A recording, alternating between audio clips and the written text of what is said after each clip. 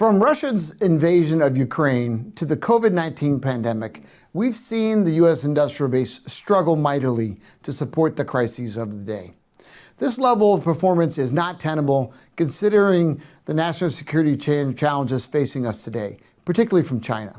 This must change, and there is strong bipartisan consensus for change. But the time for talk is over, and the time for action is now. This is the hour of the industrial base. I'm your host, Jerry McGinn, and welcome to All About the Base.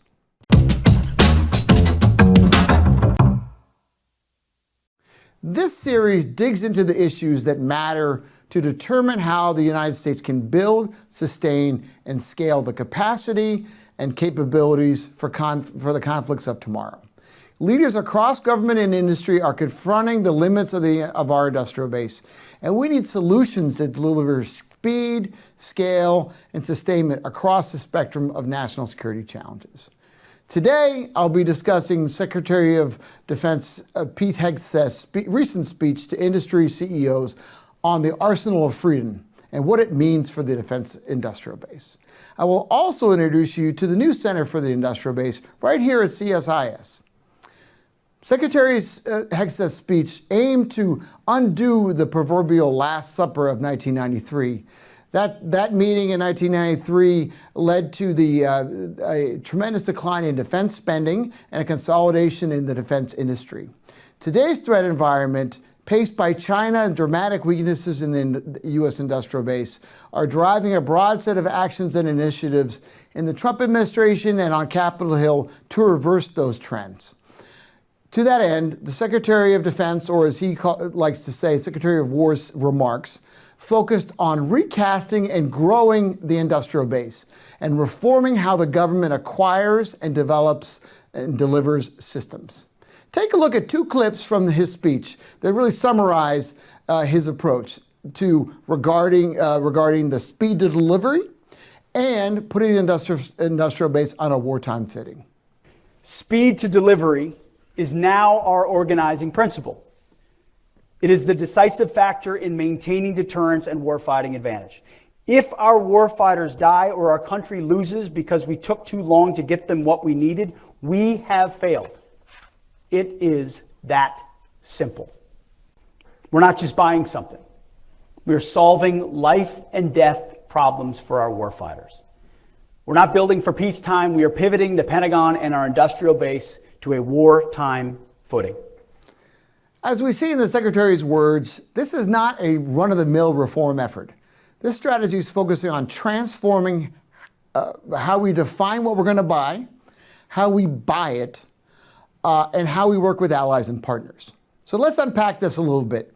There are three focus areas in his speech: requirements, acquisition, and security cooperation. Let's take a look at each of them in turn. First, requirements. Secretary Hegseth over the summer disestablished JCIDS, or the Joint Capability Integration and Development System, because it had been a hidebound bureaucratic process that took years to even get into acquisition. And his new approach emphasizes tightening and accelerating requirements processes so that the warfighter needs are more defined earlier, more clearly, and with continuous input from the operators. Second, acquisition. The Secretary announced that DoD will transform its acquisition strategy by balancing speed and flexibility with rigorous execution. This prioritizes open systems, modular open systems approaches, and commercial innovation. Third, security cooperation. This aims to reform the foreign military sales and direct commercial sales processes and bolster production capacity to supply our allies and partners with U.S. weapons these are the partners that we go to war with. These three themes are reflected in the acquisition transformation strategy, which the Secretary released right after his speech. I'm briefly going to summarize the 5 pillars in that strategy, and then I want to talk about what it really means for the industrial base. So, first pillar of the acquisition strategy is to rebuild the defense industrial base. DoD aims to increase innovation and accelerate production of critical munitions, defense systems, and while more effectively managing cost and project timelines. This initiative includes efforts to expand the base by stabilizing demand signals and accelerating private capital investments. The next pillar is on life cycle risk management. This strategy recognizes the successful industrial performance requires managing risk across the entire life cycle of a system. DoD emphasizes designing for flexibility, for sustainability, for flexibility and affordability to reduce unplanned costs and maintenance burdens. These efforts include reforming the government's ability to repair and modify its own systems as well. Third, empowering the workforce. Improving industry incentives and strengthening resource distribution will help the workforce meet warfighter needs more rapidly. DoD is expanding efforts to hire and train workers for priority programs. The department has also plans to modernize tenure and management structures to keep the best leaders in the job longer. The fourth pillar is acquisition flexibility that focuses on accelerating capability delivery to reduce duplicative processes. Lines of effort include improving cost estimation tools, consolidating oversight mechanism, and updating analytical methods to better track program progress. As the final pillar, Secretary Hegseth calls for execution excellence. As important as speed and volume are, production is just as important. Ensuring the production of high-quality military equipment will require a balance of planning, flexibility, urgency, and rigor.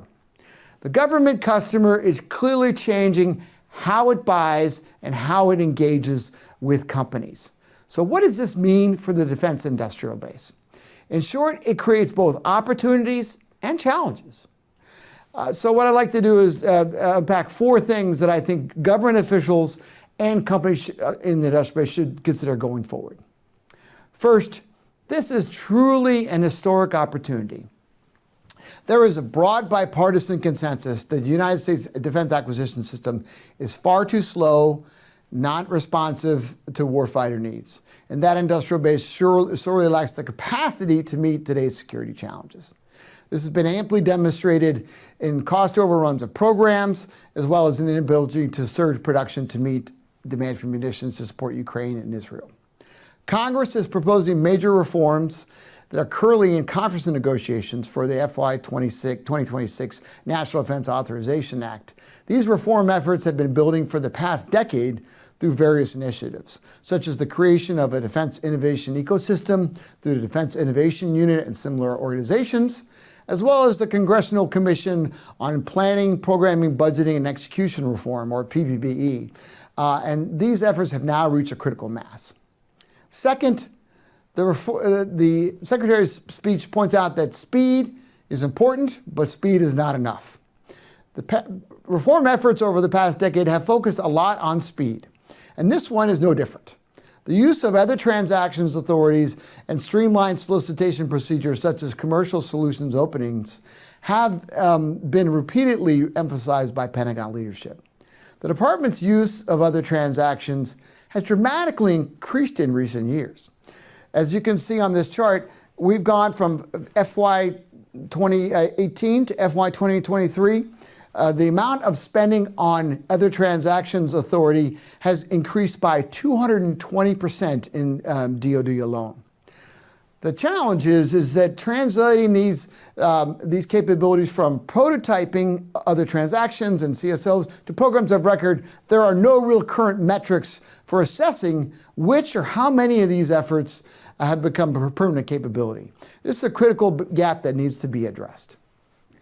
The memo also outlines additional initiatives focusing on scale, including a 2-2 production standard, scale of production strategies, including modular open systems approaches that aim to increase qualified sources to produce systems or at least modular components. This could help foster competition through second sourcing, regular recompetition that could help reduce cost and single source bottlenecks in supply chains. Third, incentives are clearly the elixir of the industrial base. The Trump administration and Congress are very focused on attracting new companies and new sources of capital to the defense industrial base. This has been, there's been some strong rhetoric from leaders in DoD favoring Silicon Valley practices over those of traditional prime contractors. But the fact is, DoD needs all of the above. The traditional contractors, non-traditional, and the like. Fortunately, as the monopsonist, the government both sets the market and regulates the market. Companies of all shapes and sizes respond to the market that the government creates. If DoD wants different outcomes, it can change the incentive structures by which the companies operate in the marketplace.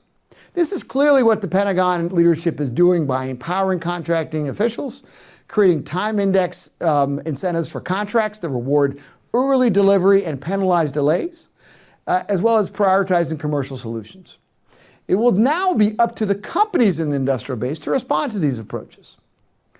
DoD's focus on private capital also creates a new set of incentives in the industrial base. As mentioned in the memo and evidenced by the multifaceted deal with MP Materials on rare earth processing, DoD is working to unlock private capital through advanced market commitments, loans, and risk-sharing mechanisms. Fourth, flexibility, implementation, and money are key. By establishing portfolio acquisition executives, or PAEs, DoD is restructuring its buying organizations to focus on mission and capability areas. This will enable PAEs to prioritize funds and make trades across their respective portfolios. The earlier disestablishment of JSIDs had a similar intent. The new approach focuses on enabling agility in requirements, bringing industry to the table, and driving structural changes. Implementation will be essential to accomplish this aggressive approach. Countless Pentagon programs have failed because of the lack of follow-through. The good news for this administration is they have 3 years. But the biggest challenge they may have is the capacity of DoD's acquisition workforce, which has seen many officials retire under the deferred resignation program earlier this year. Finally, Secretary Hegseth will need significant and sustained funding at all levels to well above the 3% level of GDP to undo the Last Supper. While reconciliation provided a substantial infusion of funding, current department budget projections beyond FY26 are frankly unclear. He will need to convince Congress and, frankly, the Office of Management and Budget to enable funding approaches that support his ambitious goal. Lastly, I wish to introduce you to the Center for the Industrial Base, or CIB, here at CSIS. The vision for CIB is to reimagine government-industry collaboration to help foster innovation, build capacity, and achieve victory. CIB provides impactful research on the ways in which the United States and its allies can collaborate more effectively with industry of all types and build their respective industrial bases. The center primarily focuses on 4 lines of effort. First, defense, DoD, and federal industrial base challenges. We look at a broad range of challenges regarding production capacity, supply chain dependencies, and workforce availability. Second, government contracting trends. Here we examine what the government buys, how the government buys it, and from whom. As we talked about earlier, in the area of innovation, for instance, we don't have really good definitions on what programs are innovative, how they transition, and what does that mean for the warfighter. We need to get after that in an impartial, fact-based way. Third, industry-government collaboration. We search for how to get innovative commercial sector practices more involved with doing business with government, and how acquisition processes can be streamlined for both commercial sector and defense primes. This is all about changing the incentive structures, as we discussed earlier. And fourth, international industrial collaboration. How can the U.S. better cooperate and collaborate with those companies, those countries that they stand shoulder to shoulder with in many theaters around the world on systems development and production? So with a combination of extensive scholarly expertise and regular interaction with government and industry practitioners, the Center for the Industrial Base offers unmatched strategic insights to policymakers and to the broader public. That's all for today. Thanks very much for tuning in, and we'll see you next time. And remember, it's all about the base.